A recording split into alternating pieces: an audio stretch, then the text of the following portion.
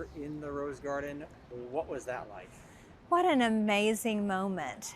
Just such a historic moment for a conservative woman who values the Constitution to get to sit in the Rose Garden and hear from not the first, not the second, but the third justice that President Trump has gotten to nominate. Amy Coney Barrett will be the only sitting mother on the Supreme Court, and she will be the first woman to have school-aged children while she's sitting on the Supreme Court. We're very excited. This is a great moment for conservative women. What kind of impact can she have serving on the High Court, especially for potentially so many years? Well, yes, she's only 48 years old. She's a constitutionalist.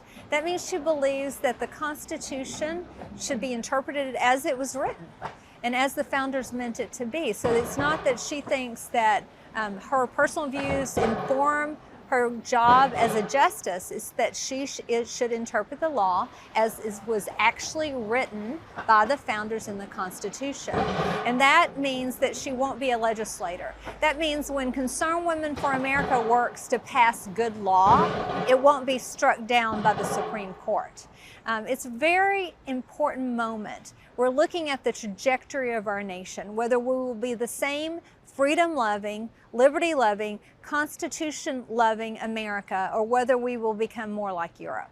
And so we, as conservative women, are so excited to have one of our own, honestly, on the Supreme Court, a woman of faith, a woman who loves her family, a woman who loves her husband, and we think she will be a great justice. You brought up a good point there. She's a devout Catholic. She is. Pro-life. How important is it to have those values on the High Court?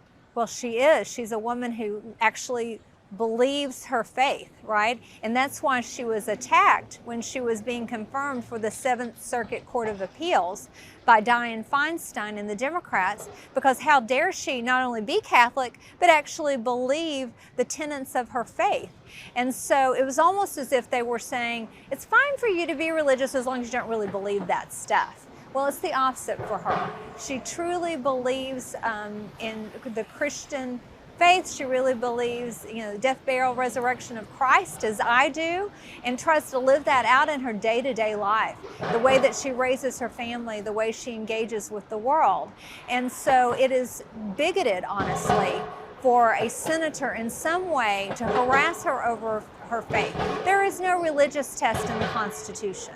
That is unconstitutional. We've already been through that. We went through that with JFK and came out the other side better. In America, we believe that you can do the job, and it should not be, you should not somehow be prohibited based on faith. And so again, as a woman of faith, a woman who's been attacked and called basically bigoted and everything else you can think of because of her faith, we're excited to defend her and defend women of faith as we try to live our lives according to the gospel.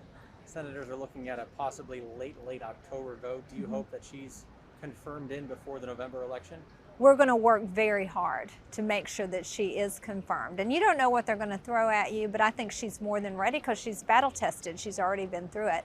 But Concerned Women for America will be in your, I'm just breaking some news for you, we'll be doing a Women for Amy bus tour around the country, a big pink bus, and bringing out women of faith and moms from all around the country in support of her in important states, key battleground states, reminding women also to vote, reminding women they need to make sure they're registered, make sure their friends, that are like-minded friends, are registered.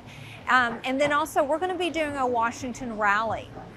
So come to our website, concernedwomen.org, for more information and the details, but we've got a lot in store because we're going to work hard to make sure that it is very difficult for any senator to vote against her.